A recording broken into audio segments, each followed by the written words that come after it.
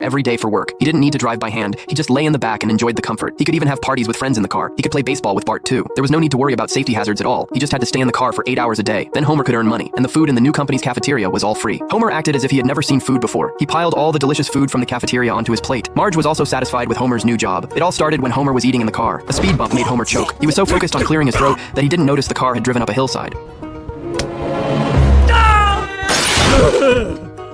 You're fired. Homer was fired by Burns because of this. After losing his job, Homer lay on the sofa all day. His beard grew long. He only watched TV every day. Marge snatched the remote control from him. Just then, Homer saw on TV that a high-tech car company was moving to Springfield. Homer decided to go for an interview. The interviewer said they needed a particularly passive person to test their vehicles.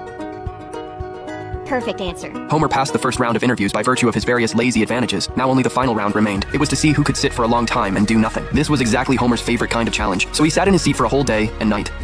You're hired. 5 more minutes.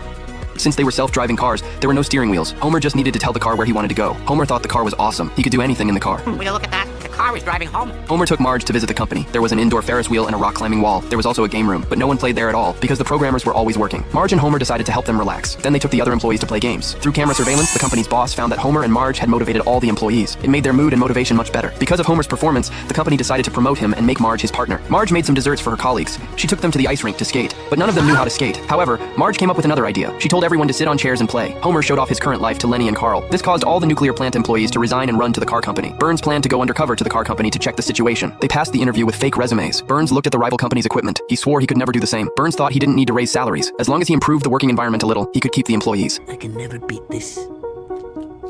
Sorry, it happens. On the other side, Marge and Homer came home from work. The two chatted about superheroes. Soon after, the car drove them to the hero sandwich shop. Marge suspected the car was eavesdropping on their conversation. Homer planned to test it. Hey, Marge, I could go for some donuts. I'm so hungry I could eat a horse. Holy crap.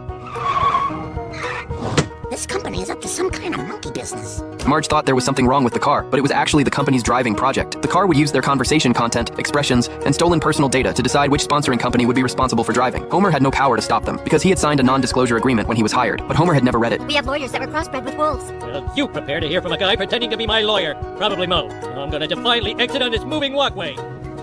Good day. I should have gotten off.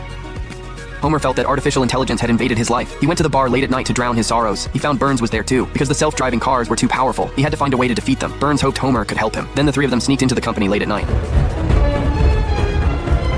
Hey, we're all employees. Wouldn't it be less suspicious if we weren't skulking? Fine. As long as they shut down the main server, they could paralyze all the cars. Just as Smithers was reconfiguring the network, Marge appeared. She would not allow Homer to ruin their current life. Homer became